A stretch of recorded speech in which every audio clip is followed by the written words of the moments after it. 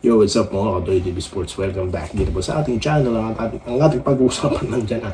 Mabilis lang yan. Shoutout ko din kayo, of course. Alright, pero sana, no, kung di pa kayo followers and subscribers, pa-subscribe po, no, at follow. At like sa ating mga regular suki na dito. Maraming salamat. Okay. So, sagutin ko muna, no, itong comment ng ating follower. Okay. Lagi pong present nga na si Ginoong Joseph Pineda. Shoutout po, sir. Okay. So, alam niyo, sir, sa ganito ko po sasagutin yan. Hindi po kasi talaga ako, no, sumasakay sa ilang mga vloggers yan na paano po nila kino-content si Riley. Shooter daw, magaling daw, di po ba? Tapos pinagbatayan nila yung kanyang performance last time. Hindi po. Kaya kasabi ko, sila na lang ako magsasalita kapag naglaro na siya. Kasi po, iba po sa PBA, di ba? At ayoko pong dumating ang panahon na katulad na ilang mga vlogger dyan, pagkatapos i-hype ang player, pag di maganda ang laro, ipapash na. Hindi po ganun si Doy TV. Okay? Kasi kung stats din lang niya ang pag-uusapan natin sa kanyang nakaraang liga, yan naman po ito, stats na to.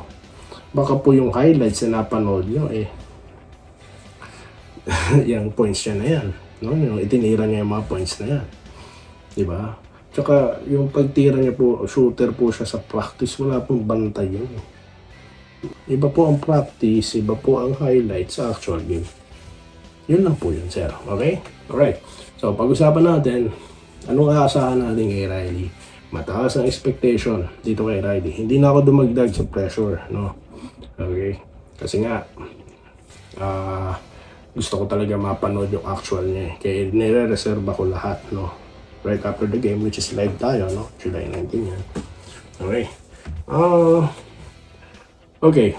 Siya po, ang laro niya ngayon is more likely guardian, no? Sa G-League. Sa PBA, pwede rin naman maging guardian, pero sobrang laki.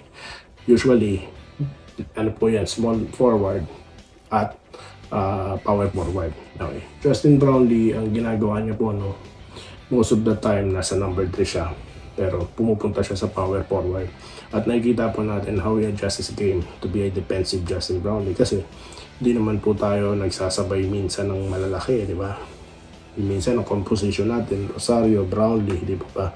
Holt, tapos sa Barrientos, tsaka Thompson. So, ganyan ang composition natin para po mabilis tayo. Okay. So, ngayon, let's see, no, if Riley can play power forward.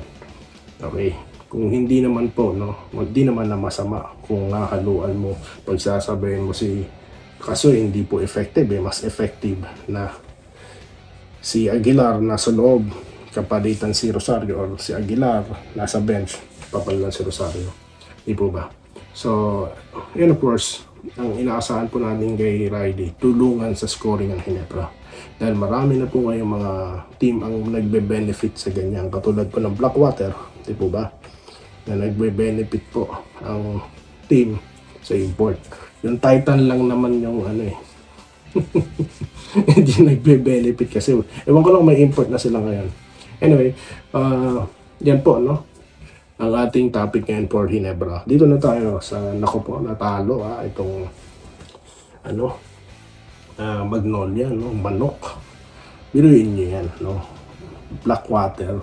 Yan po sinasabi ko, no? Kababanggit ko lang kanina, nag-benefit sila sa malakas na import, di ba? Tapos damay-damay na po yan. Nakakahawa po kasi yan, no? At sa nakita natin dito, no? Mas mabilis, effective po yung lineup na ginagamit ngayon ng Blackwater kontra sa Magnolia. Magnolia, they try to do what? Okay, so yun nga, gumagamit ng big lineup ang Magnolia. May twin tower sila, no? Mayroon silang Hopia at itong si Lucero, no? Para sa akin, ill-advise po yan. Kasi nga po, nakita nyo na yung lineup ng kalaban, maliit sila Tapos yung will turn big. Ginawa na po, no? Ano yan? Ilang mga kupunan, hindi po effective. Hindi po ba? Mabuti sana kung June Tautuwa yan. Diba? Kaso, ang layo So, yun lang naman. Malaki po yung input nila He can play power forward. Diba? Ginawa ata nila yon sa ano na, bago na matapos yung laro. Kaya ganyan ang magiging resulta. Pag hindi po maganda ang umpisa, no, most of the time na napapanood natin, kaya yan, sa hanggang katapusan na. Okay? So, too late yung adjustment. That's for me, no? Okay? Converge, congratulations, tinalo po ang guest team Macau, no? Well, alam nyo, Macau kahit paano ano naman sila no? Nag-upgrade naman sila ng lineup nila, no? Sinama nila sila, di po ba? Tapos nagpalit silang import, kaso wala. Ito na po ang sinasabi natin na mukhang nagising na po, no? Ang nung team yan Converge, no, na talagang inaasahan natin na magbabalik, no, sa kanilang dating form. Kaya keep it up, Coach Delta, no, Doy TV nakasuporta sa mga independent teams na may nag-e-effort manalo. Okay, kaya lagi kong pinifeature dito yan, no. Ryan Aranya, 39 points, panggilas na yan, no. Very vocal, very supportive si Coach Delta sa kanyang mga bata, no, na lumahok dyan sa Gilas, no. I have a goosebump kasi nga yan, sobrang supportive niya, no, nakaka-touch. Maraming salamat po, ha. Alright, shoutout po tayo mga boss.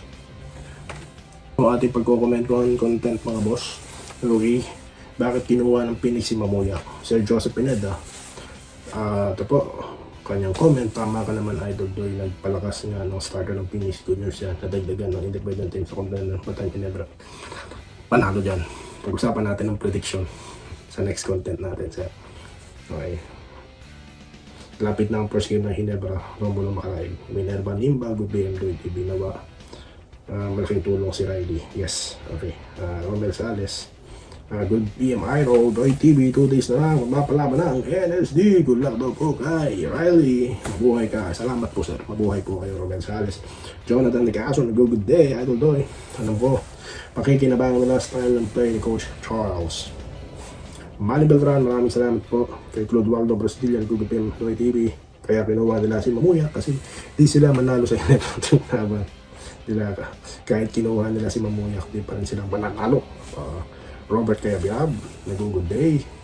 Ito po, Sir Joseph. Ito yung kaninang topic natin, no? Pansin ko lang, sabi ni Joseph Pineda, parang ina-underestimate nyo. Ayan, sila ni BSP, duda kayo sa skills niya. Chill lang, Idol. Sinasabi lang namin, napanood namin. Mga laro niya si G-League at ang shooting nga siya. Highly recommended po siya, no? I aware of those things. Pero nonsense po yan, no? Kung hindi po natin mapapanood yan, no? Ayoko lang kasi masyadong umasa, di ba?